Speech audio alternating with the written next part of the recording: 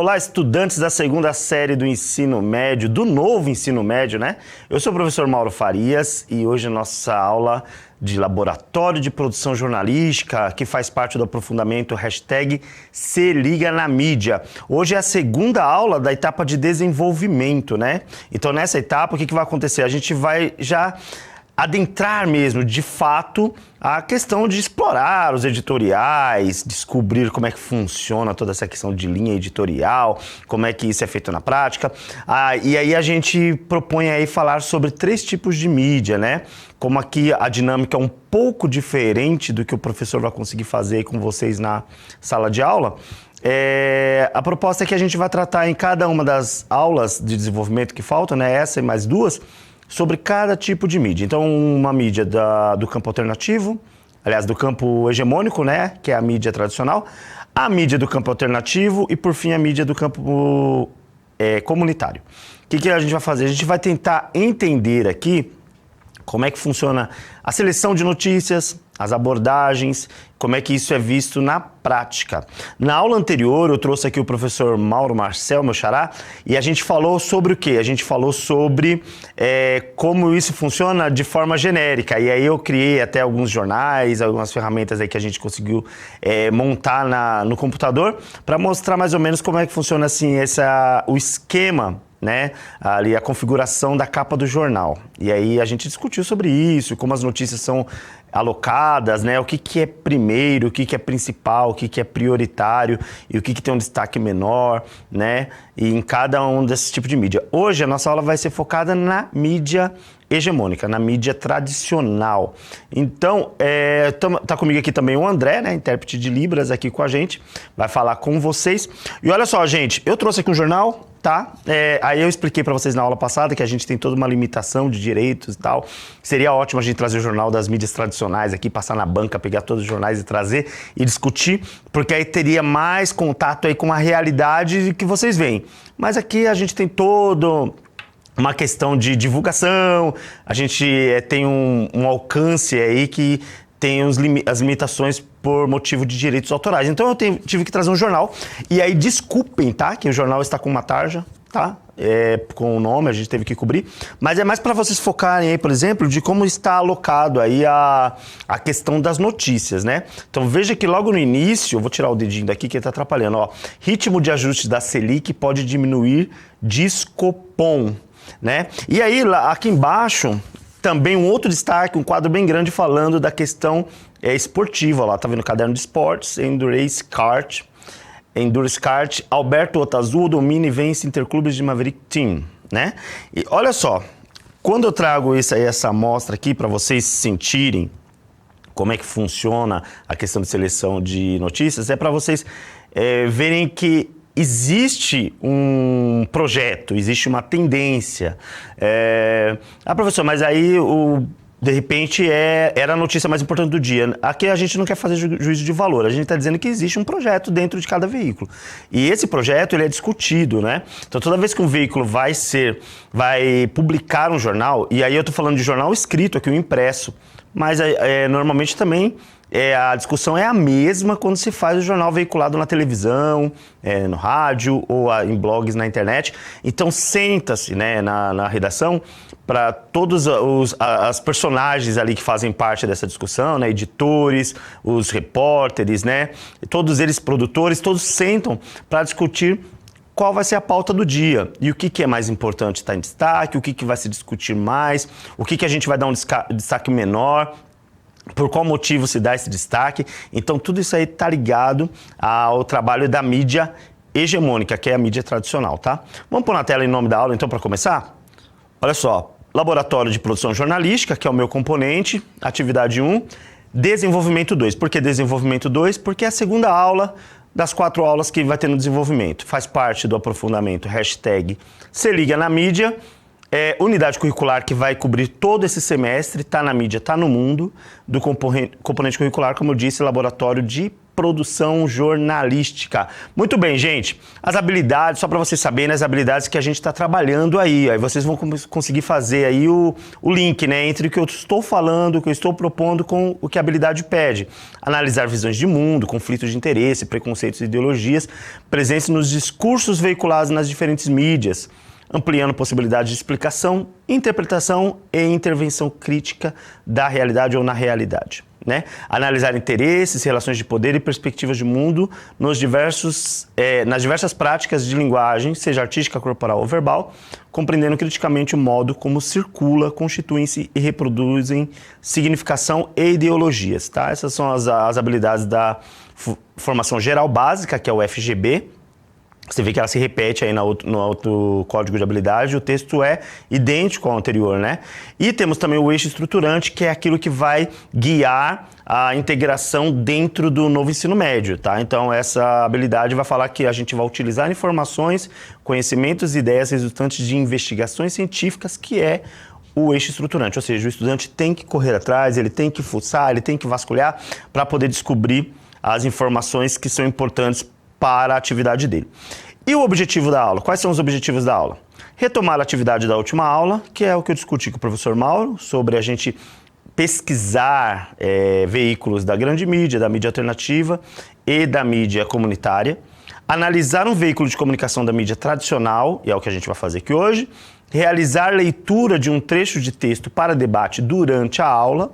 Demonstrar em animação a metodologia rotação por estações, vamos falar sobre isso, que é isso sim dá para fazer aí com vocês, e propor atividade para pós-aula. Sempre vou deixar alguma coisa para vocês prepararem nesse intervalo entre esta aula e a próxima gravação, ok? Muito bem. Então, para começar, a gente vai falar sobre a aula anterior, né? Vamos ver o que a gente fez na aula anterior. Cara estudante, na última aula deixamos a proposta de pesquisa de veículos de comunicação da grande mídia, da mídia alternativa e da mídia comunitária. A ideia é que vocês possam explorar os projetos editoriais desses veículos e, pela metodologia ativa rotação por estações, possam analisá-los mediado por perguntas norteadoras que os ajudem a perceber algumas características relacionadas aos temas e às formas de abordagem, cogitando quais possíveis interesses há por trás disso.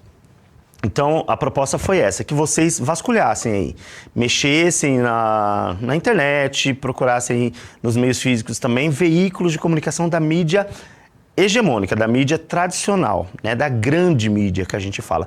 E aí, professor, como que eu vou descobrir que o jornal é da mídia hegemônica?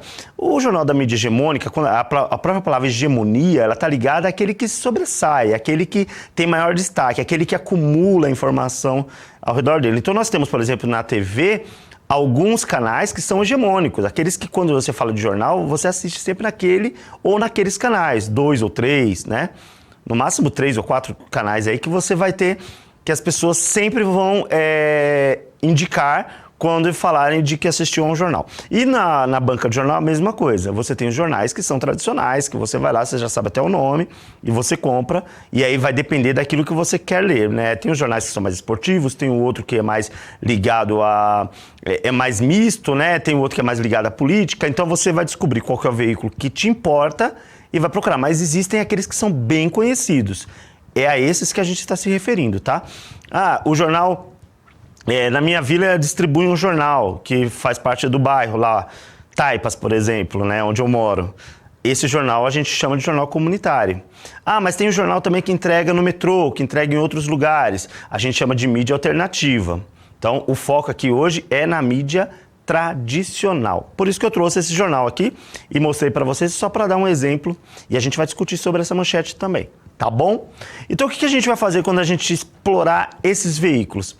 Precisa entender, primeiro, sempre que você for acessar a um blog ou estiver lendo um jornal físico mesmo, procure a página do editorial, aquele que fala sobre nós, né, a política do veículo, para você entender como é que funciona a política desse veículo. Geralmente, você vai ver isso mais nos blogs, no jornal digital, né? Você entra no blog lá do jornal, do veículo que você escolheu, e vai ter lá um espaço falando sobre nós, ou editorial, ou política da empresa, alguma coisa assim. Clicou ali, tem um resumo, onde eles dizem qual é a linha editorial deles, a política e linha editorial deles, ou seja, qual é a ideologia que embasa todas as escolhas que eles fazem. Alguns jornais, e aqui na aula passada a gente discutiu, eu com o professor Mauro, que aqui no Brasil há uma dificuldade de posicionamento dos veículos, né? Eles ficam muito ali em cima do muro. Tem uns que se assumem, mas a maioria ali fica muito em cima do muro, falando que são imparciais e tal, mas não determinam exatamente qual que é a linha político-ideológica deles. O que seria importante, porque a partir disso a gente saberia que o jornal tem um jornalismo sério, né? Porque para ser sério não precisa ser neutro, é preciso ter responsabilidade, né? Então, mas às vezes você consegue captar ali no editorial já qual que é o posicionamento político e ideológico do jornal. A partir desse posicionamento, você vai explorar todas as outras seções, né? Eu estou aqui aberto aqui, é óbvio que a gente não pode mostrar, mas com o jornal que a gente vai mostrar também aqui uma página na aula. E aí mostrar como funcionam as seções dos blogs, né? Tem aqueles linkzinhos, aquelas abazinhas em cima, e você vai explorando ali. Vai falar sobre esporte, vai falar sobre política, vai falar sobre direitos humanos, cultura. Tem uma aba chamada geral, saúde, a aba internacional. Eu estou virando para cá porque eu estou vendo aqui para poder usar a cola, né? A aba dos especiais, o rádio e podcast. Então, assim, os blogs, eles têm uma diversidade de possibilidades aí de abas que eles vão te dar. Então, é isso que o estudante tem que fazer. Explorar essas abas. Ler um pouquinho de cada uma para poder verificar se os conteúdos em cada uma dessas abas, em cada um desses cadernos, que diria como se fosse no jornal, né? A gente falava caderno, né?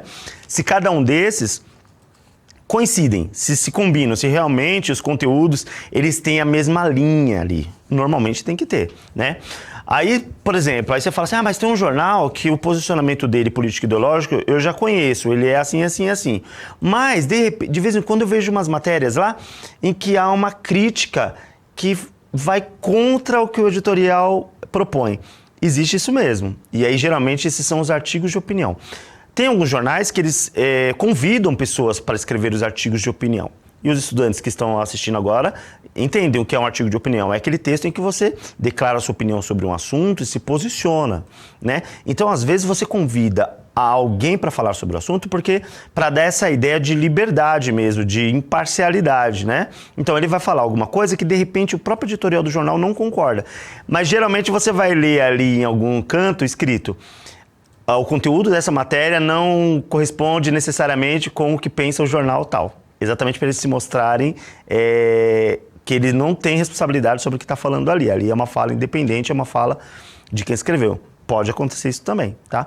E isso é importante o estudante analisar, porque aí ele vai falar, tá vendo? Nem sempre, só porque o editorial diz isso, a linha editorial diz isso, não vai aparecer nesse jornal uma notícia que fale o contrário, tá? É notícias ou até, ou no caso, é mais artigo de opinião. Normalmente é isso, tá? Muito bem. Vamos entender, então, quando a gente fala muito de mídia tradicional, o que seria isso? Só para ficar claro para o estudante. Chamamos de mídia tradicional aquelas que se encaixam nos formatos tradicionais. Jornal impresso, rádio e TV. Além dessa característica, alguns veículos têm maior prestígio em relação a outros. Aí que eu falei, né? Maior prestígio é o maior destaque, né? Seja pela longevidade, por existir há muito tempo, seja pela influência financeira ou política, e que, por isso, usufrui de certa hegemonia sobre a audiência. Então, se a gente for olhar, por exemplo, aqui no Brasil, a gente sabe quais são os veículos que usufruem dessa hegemonia, né? E por esses motivos, ou pela longevidade, ou porque tem influência política e econômica, né, financeira. Então, tem diversos motivos aí que faz com que os jornais se tornem hegemônicos e façam parte dessa linha tradicional, a grande mídia, ok? Continuando, aí a gente tem uma demonstração, né, que eu falei, que eu trouxe aqui, do blog, né, o jornal Brasil de Fato. Vou explicar aqui, até para deixar claro, porque a gente tem que ser honesto com os nossos estudantes. É o seguinte, pode voltar até para eu falar com eles. O Brasil, de fato, não faz parte daquilo que a gente chamaria da grande mídia e nem da mídia tradicional, tá? eu vou só explicar por que a gente trouxe um exemplo do Brasil de Fato. É que, infelizmente, a gente não tem condições de trazer um jornal realmente da grande mídia e da mídia tradicional, pelos motivos que eu apresentei no início da aula, são os direitos autorais. Então, a gente precisa conseguir a liberação para que a gente possa veicular aqui a capa deles, notícias deles. Então, isso demanda muito trabalho, às vezes a gente nem consegue. Então, por isso é que a gente não consegue trazer aqui um jornal da mídia tradicional. Mas o Brasil, de Fato, por ele estar bem estruturado, né, ser um jornal que já tem um tempo, um blog que já tem um tempo aí que está circulando, ele tem uma estrutura que pode se assemelhar com a mídia tradicional. Então, a gente vai usar isso como um exemplo. Na sala de aula, o professor vai poder levar o jornal da mídia tradicional mesmo, ele pode apresentar imagens, de repente, aí, durante a aula da mídia tradicional, para poder vocês perceberem de fato como é que funciona a mídia tradicional, que vocês já conhecem. Agora, o Brasil de Fato, ele está ali, né? Ele é mais uma mídia alternativa, só que tem algumas características que a gente pode explorar, que é da mídia tradicional, tá? Então, pode voltar para a tela para que eles vejam. Então, eu escolhi aí o blog Brasil de Fato, e aí eu peguei essa notícia aí, ó. Inflação e desemprego devem agravar fome no Brasil em 2022, diz economista. Pode deixar na tela, presta atenção, a gente está falando de 2022, que é o ano que a gente está, então tá bem, é bem recente essa notícia, então faz parte do momento que a gente está vivendo.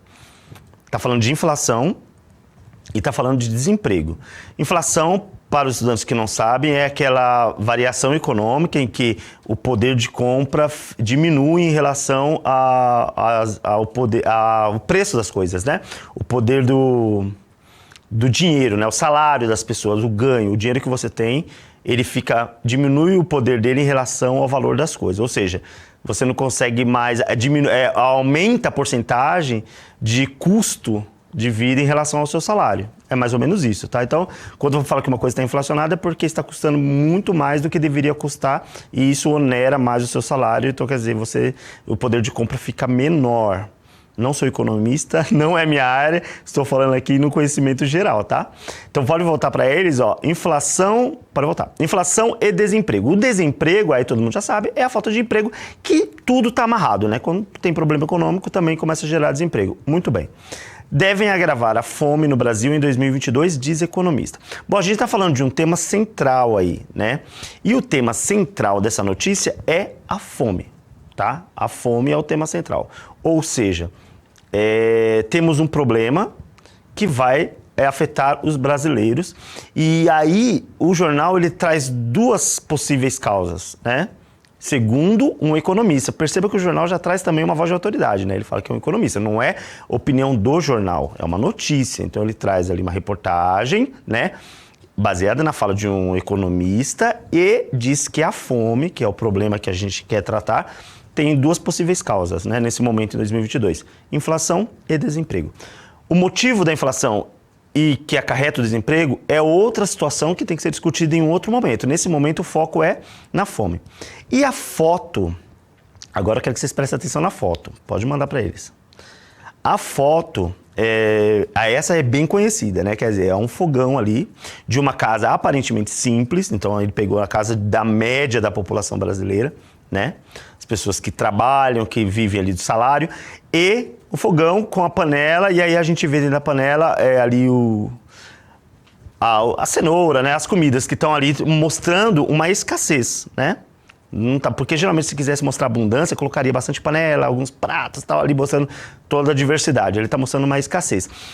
Essa imagem, ela já vai retomar a ideia do tema central, que é a fome. Mas perceba o título, né? O título que é importante. Inflação e desemprego devem agravar fome no Brasil, diz economista. Né? Eu não vou continuar falando aqui, porque eu quero que vocês consigam refletir mais sobre isso, tá? Eu trouxe um trecho da matéria para a gente ler, e aí a partir da leitura desse trecho, vocês vão conseguir interpretar melhor o que estava escrito na manchete e a foto. Vamos lá. Trecho da matéria para análise.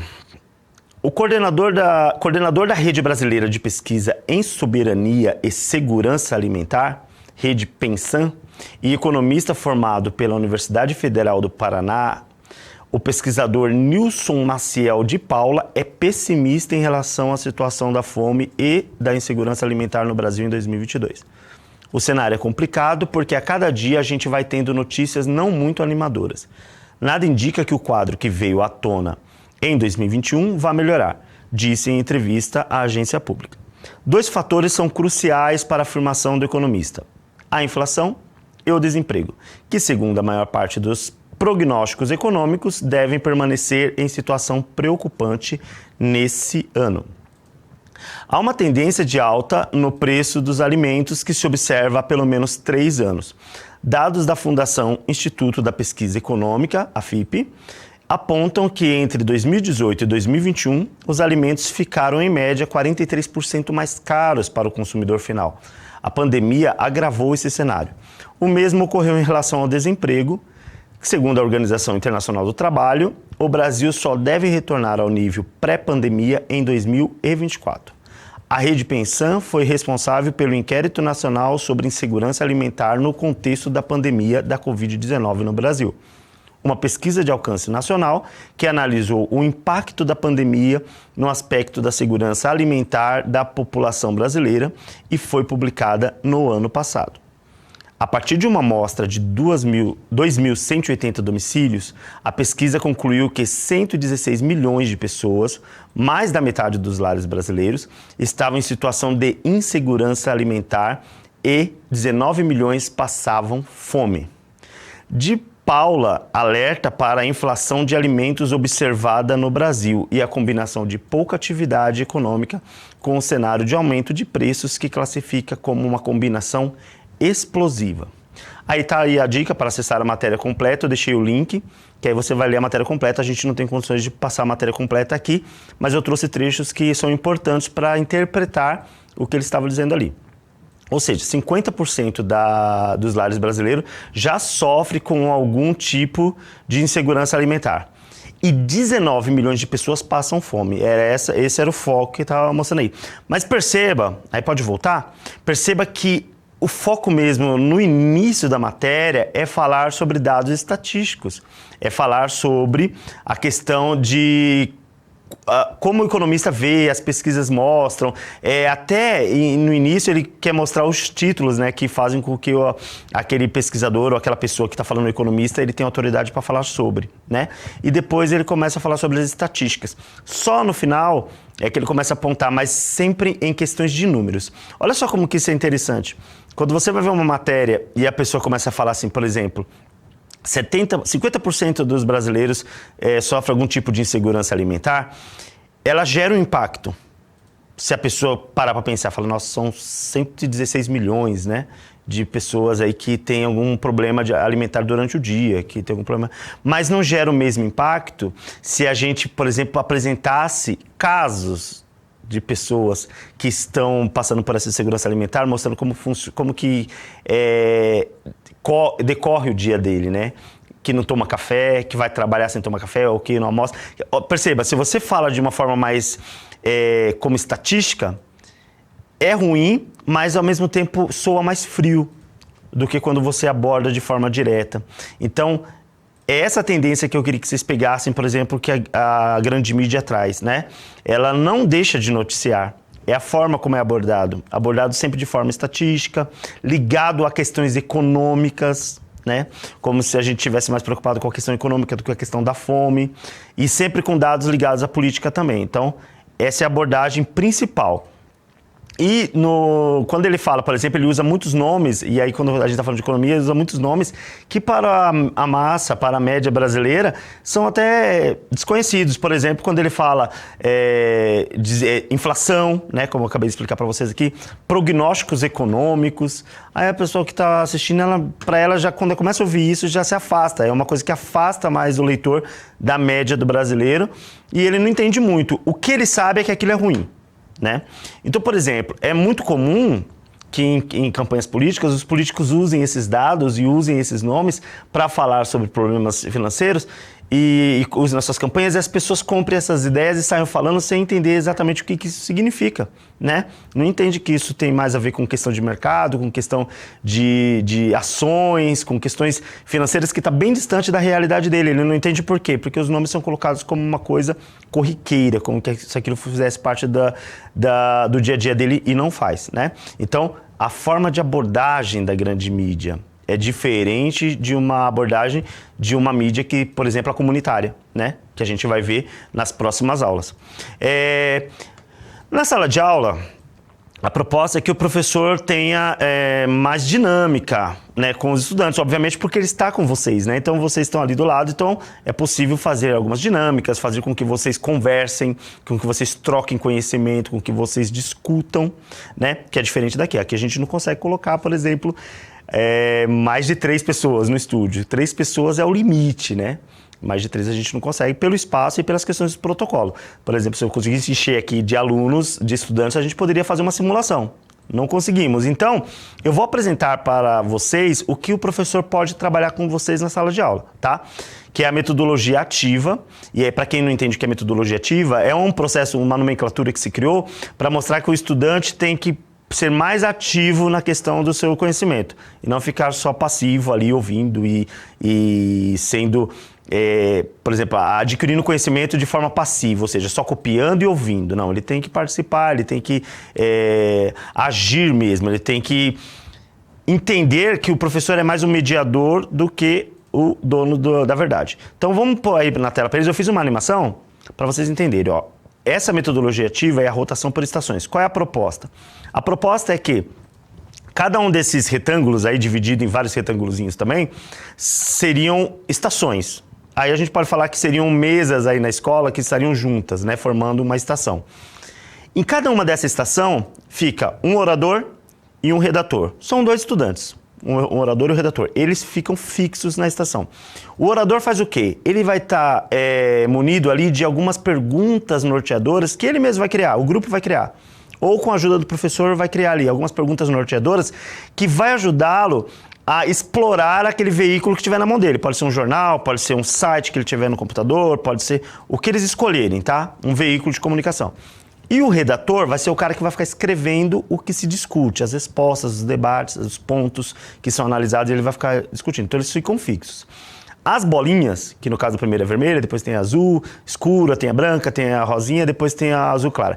Essas bolinhas são os estudantes que vão girar pelas estações, é aqueles que vão ficar mudando de estação. Então a gente determina um tempo, 10 minutos, 5 minutos ou 20 minutos, dependendo de como vai ser a dinâmica do professor, que eles vão ficar debatendo sobre o mesmo veículo. Terminou, eles mudam de lugar. Então vai funcionar assim, ó. Terminou, o que era vermelho passou para a segunda estação e assim sucessivamente os outros vão rodando. O que acontece? Quando o vermelho que estava ali em cima saiu dali, eles debateram um assunto. Ele chegou na outra mesa, o assunto é outro veículo e tem outros debates. Mas o orador e o redator estão lá. Eles vão ter que passar para esse novo grupo o que foi discutido e a partir do que eles passarem vai haver uma nova discussão, outra redação e aí muda novamente de lugar. Ok? E assim sucessivamente. Na próxima mesa, outro debate, outras informações. Eles debatem novamente, criam outros relatórios e a última mudança. A última não, a penúltima, né? Aí eles estão aqui no 4º grupo, beleza, mesma coisa, mesma dinâmica. E, por fim, eles terminam aqui no 5º grupo, né? Então, a eu fiz com 5 grupos. Mas podem ser feitos com 6, com 4 grupos, aí vai depender de como o professor tem a estratégia. O que vai ser legal na rotação por estações? É que todo estudante ele vai ter acesso a toda a discussão que foi feita nos grupos da sala. Ou seja, ele não vai ficar atrelado somente ao veículo que ele escolheu e à discussão que foi feita no grupo dele. Ele vai participar de todas as outras, o que vai fazer com que enriqueça muito mais o conhecimento e a liberdade dele de discutir e debater temas diversos. Por exemplo, ele começou num veículo de comunicação, ele está falando de um tema, passou para outro grupo, já era outro veículo, outra discussão, outro tema. E assim sucessivamente, tá? Vamos ver aqui, aí eu trouxe aqui para vocês, relembrando que é a linha editorial, que a gente discutiu na aula passada, né? É uma visão do veículo jornalístico, oriunda da política editorial, e através da qual ficam definidas as escolhas, né? E deixei também uma atividade para que vocês analisem agora o editorial desse jornal que eu analisei hoje, que é o Brasil de Fato, tá? Fazendo as perguntas norteadoras, que eu deixei também aqui no material. Ontem eu passei na aula e hoje, no último vídeo eu passei na aula, né? E hoje eu deixei aqui no material também, que são 5 perguntas. Vocês vão analisar o Brasil de Fato, fazer essas 5 perguntas e preparar as respostas, porque no próximo vídeo, na próxima aula, a gente vai trazer as possíveis respostas e debater melhor isso daí, tá, gente? Orientação para os estudantes. Ler atentamente os textos, fazer anotações sempre, observar como esse material se integra com os outros componentes do aprofundamento, acessar os links que tenham sido anexados a esse material, eu deixei alguns, e não se esquecer de fazer a tarefa postada para esta aula. Na próxima aula a gente retoma esta aula e vai analisar também um veículo da mídia alternativa. Gente, muito obrigado por ter participado aí, por estar assistindo esse vídeo, por ter escolhido o aprofundamento #Se Liga na Mídia e estar acompanhando as aulas do meu componente. Um grande abraço e até a próxima aula.